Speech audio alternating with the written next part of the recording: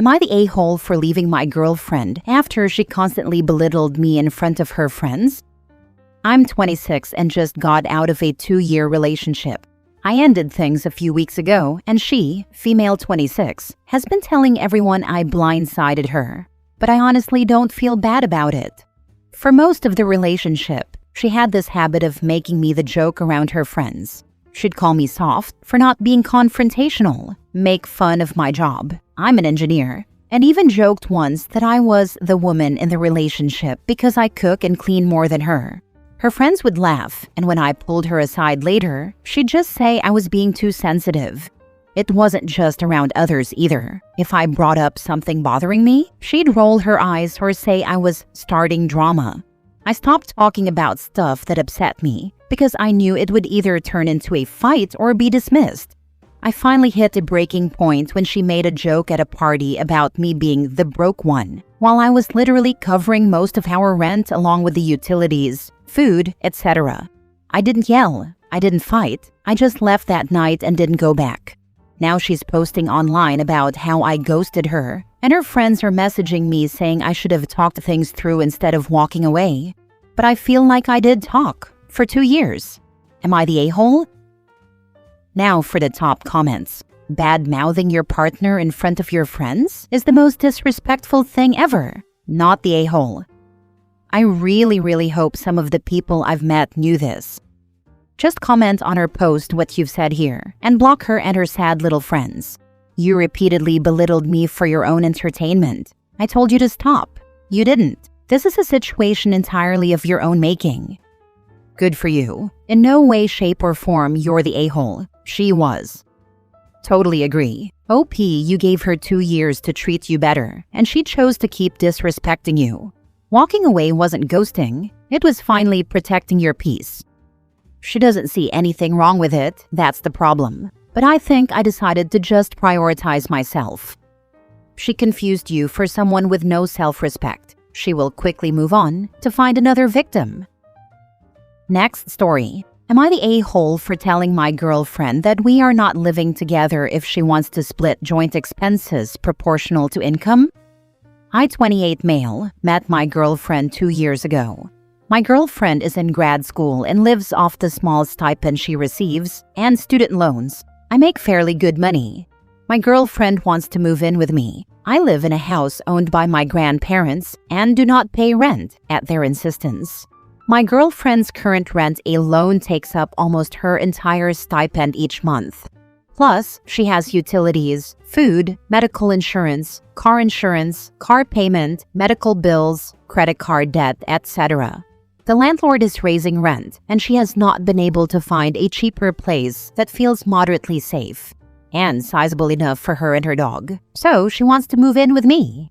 I currently have a close friend who also lives here. He pays all the utilities as his rent. My girlfriend wants him to move out if she moves in, which he is fine with doing.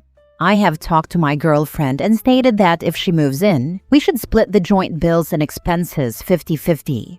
She is greatly opposed to doing that and thinks it should be proportional. That would result in me paying virtually all the joint expenses. A 50-50 split would result in a significantly better financial situation for her. Right now, her living expenses are exponentially higher than her stipend. With this 50-50 split, they would be significantly less than her stipend. I would actually be paying more than I do now with a 50-50 split because I do not pay any utilities right now. I told her if she insists on a proportional split, then we cannot live together. She is mad and says I am causing her unnecessary stress. We both can afford the proportional split, so that is what we should do. Am I the a-hole? Edit. It seems a lot of assumptions are being made in the comments, so I need to clarify some things. 1. Yes, I do love my girlfriend, but I have significant disagreements with her on money. Our biggest fights have been about money. Every summer, she takes a trip somewhere and puts it on a credit card. Last year, she bought a new car. She has a $700 a month car payment that her mom has to help her out with. We have talked about these things. She gets defensive and tells me that I have no say over her money. 2. I am all about saving. I own a small contracting/construction company with a buddy. We started it not long before I met my girlfriend. In fact, I met her because I was doing some renovation work in her apartment complex. Basically, we are pinching pennies for the next couple of years to build up our nest egg and hire a staple of people. So every dollar counts. 3. If we were truly pooling our resources together, I would be okay with proportional, but that is not what we are doing. My girlfriend wants me to still have no say over how she spends money while doing a proportional expense setup. That is a problem for me. My girlfriend is a nurse and makes more than I do, which is a nice change for me. She makes good money, and in some but not all ways, her taste reflects that. And I respect it as it is her money. The arrangement we have is, we split things 50-50 when usage is equal, think internet and utilities. But we moved into a place that is nicer and more expensive than what I would have been fine with. So we pay proportional rent based on income. The same is true for activities and trips. It's an even split, unless it's something more expensive than what I would have gone for otherwise, at her behest. Then she pays a higher percentage of the cost. We are both reasonable people. We love and respect each other, and thus far it's worked out very well. The most important factor is the ability to talk through and negotiate a resolution that works for both parties. Even if it isn't 100% fair or whatever, both sides have to be okay with it. OP and his partner very obviously cannot find middle ground on the finances, and that is a huge red flag. In my opinion, if you're looking to build a life with someone, being aligned in your financial goals and philosophy is very important. I speak from experience. I was in a similar position with my girlfriend when I was studying, and she had an apartment. We even had the exact same fight of 50-50 versus proportional. Except the roles were reversed, with me wanting to pay at least 50%, while she insisted that she should pay more due to her earning more at the time. Yeah, we're married now. The big difference here is that you are both trying to put the other first. That's the sign of a relationship that will go the distance, in my opinion. What happens if she gets a better paying job than you in the future? Then the same 50-50 split applies, and he needs to be okay with that. Limao, this is pure facts. I had a girlfriend who wanted to split rent proportionally. I already paid the gas, electric, internet, YouTube, TV, Netflix, and bought groceries, and she never picked up a dinner check. I was like, we already are. She was still mad at me, LOL. Next story. Am I the a-hole for telling husband he can leave me and our newborn, and it wouldn't impact our lives? My husband, 32 male, and I, 29 female, have been disagreeing lately about childcare for when I need to return to work full-time. He wants to rely on his parents and my mom to watch our 3-month-old son, and I want to enroll him in an infant program at a daycare. I do not want his parents to watch our son for many reasons, but the biggest being his parents aren't capable of watching a newborn for 9 hours, and the fact that they refuse to follow the updated safety guidelines for the prevention of SIDS. Every time I tell them updated information different from how they did it 30 years ago, I get comments like, "My kids would be dead 100 times over nowadays with what I did," or "You're letting these guidelines drive you crazy." Because I don't want my son to suffocate due to a blanket or bumpers being in or on his bassinet. To put it in perspective, my in-laws have issues with their other daughter-in-law as well, due to how they treat people around them. I could go on about the issues the in-laws and I have had in the past, but I don't want this post to be so long. Let's just say his parents purposely cross boundaries at the expense of others to get what they want. Anyways, the argument between my husband and me got very heated the other night. As I was preparing my son's bath on the kitchen counter, as I was finishing filling it with water, my husband was so upset with our disagreement that he took the bath and flipped it over, resulting in water being all over our kitchen and dining room hardwood floors and table. I told him to get the heck out of the house and to not come near me or our son. I was baby-wearing him at the time. He kept trying to come near me to the point I left through the back door with my son and tried to get in my car to drive away, but my husband stood behind my car so I couldn't leave. So I just walked away from the house instead, so I could feel safe with our son. Eventually, I needed to come back in order to feed our son a bottle. My husband was attempting to clean up the gallons of water he spilled on the floor and all over the documents I had on the table. Floors, basement ceiling, and documents ended up damaged. He said he would finish cleaning up and then leave the house. He left around midnight and didn't come back until 8 p.m. the next day. Sadly, this isn't the first time my husband has acted out of anger. While I was pregnant, he punched a hole in our hallway and then grabbed me, resulting in my shirt being ripped. He also has knocked my possessions off countertops, resulting in things I cannot replace being broken. He always apologizes and says he will do better, but I no longer have hope for him. When he came back the other night, we continued the conversation about childcare and somehow got on the topic of another future baby, which I said I potentially did not want due to the traumatic birth of our son. I'm less than 3 months postpartum during this conversation. My husband then threatened to divorce me and go have a baby with someone else because his son will not be an only child. I flat out told him to file the paperwork without any emotion. I told him it wouldn't make a difference if he was here or not, considering he left for almost 24 hours without any communication, and I can manage it all on my own. Do I want our son to have divorced parents? No, I don't. But I also don't want him to grow up around a father who acts out of anger and aggression. I just feel like I've been through enough with him, and for him to now threaten divorce over childcare and potentially not having another baby is absurd in my mind. I know during our arguments I can say nasty things, but I never threaten divorce. Now a few days later, we are trying to continue talking about childcare, but my trust in him and his parents is almost non-existent due to his actions and words. I'm starting to feel like I am the a-hole because I said that him leaving wouldn't make a difference. Deep down, I do not want him to leave. But then I think about how, mid-typing this, I had to stop to go take out the garbage. It's 5 a.m. before collection, even though he said he did it before he went to bed. I just sometimes think he purposely is incompetent, so I just do everything.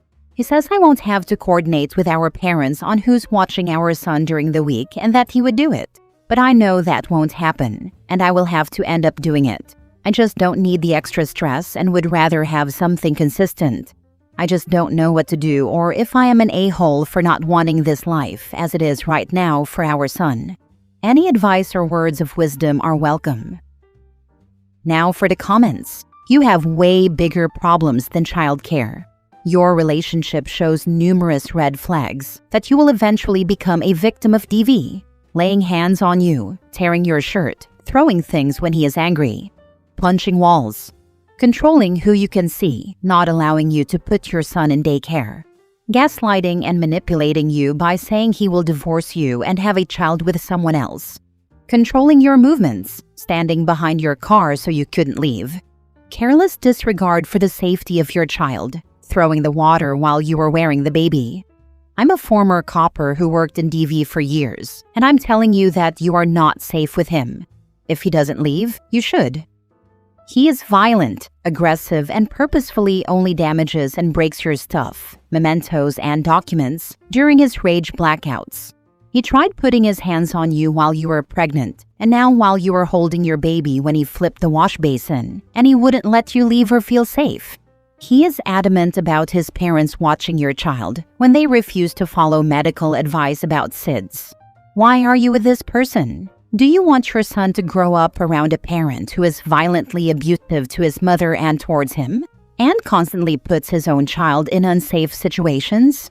Please leave while you still can, or very soon because your birth control will conveniently fail, or his condom will break, or he'll force you and you'll be pregnant with baby number 2, and his abusive actions will keep escalating.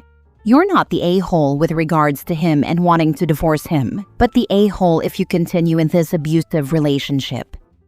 Him punching the wall was just a warm-up. The next time it will be her, and soon. Last story. Am I the a-hole for refusing to keep teaching my boyfriend basic life skills? Me, 23 female, and my boyfriend, 25 male, moved in together a few weeks ago. He's always lived at home with his parents, where his mom did literally everything for him. Laundry, cooking, cleaning, all that. So when he moved in with me, he asked me to help him learn how to do things. And at first I thought it was kind of cute. I figured we'd start with cooking since it's a basic life skill and he does like food. So every night while I cooked, he'd hang around the kitchen helping in small ways while I explained what I was doing, how to chop stuff, when to season things, what to watch for on the stove. Then this week I found a few super simple recipes, things he already likes, and told him to try cooking on his own. He tried for a bit, then suddenly didn't know how to cut stuff, or said, "It just tastes better when you do it." And I ended up stepping in, like always. And it's not just cooking either. I've been doing most of the laundry, cleaning the bathroom, picking up after him, even reminding him to take the trash out. When I ask him to help, he gives me this look like he's never even heard of a vacuum cleaner before. Sometimes he'll start something, then get kind of stuck or confused, and just wait for me to finish it. And sometimes he just doesn't do it at all. It feels like he's kind of pretending not to know how, and knows if he waits long enough, I'll just do it myself. I told him I didn't sign up to be like his second mom, and that I'm getting tired of doing everything on my own. It kind of feels like he might be using that "I can't do it" thing to get out of helping, but I'm not really sure. Is it weaponized incompetence? He got kind of upset after I said that, and told me relationships are about helping each other, and that maybe I could be a little nicer to him or something. But I don't get it. I've been helping so much already. It's just really frustrating when I ask him to do the simplest things and he's like, "I don't know how," or "You do it way better." I told my mom, and she said I should be grateful he even wants to learn it all. He thinks maybe I just don't want to help him understand or be more patient with him. But I don't think it's too much to expect a 25-year-old grown man to at least try to figure out how to do basic stuff without me holding his hand every step of the way. So yeah, am I the a-hole? That's just weaponized incompetence. I understand asking for help at first, but it's not hard to pick up any of those skills. He's just pretending to not know how to, so he can make you do it. Not the a-hole. Oh, hell yeah. OP, go back to doing just your laundry. Cook for yourself. Clean only what you mess up. The petty Betty in me thinks that you should only make half of the bed. Vacuum only your side of the room. You get the point. Not the a-hole. I swear some of these dudes think moving in with a girlfriend equals maid service included. He's 25, not 5. If he wanted a teacher, he should go back to school. This is also why women are so hesitant to date men who still live at home. There's nothing inherently wrong with it, but why take the risk the person is going to treat you like Bang Mom Maid 2.0? Even grown men who own houses suddenly forget stuff when their girlfriend moves in. The trend is shocking. Like, how were you living all by yourself before she moved in? It's crazy. You're the a-hole for still doing it. Stop feeding him and doing his laundry.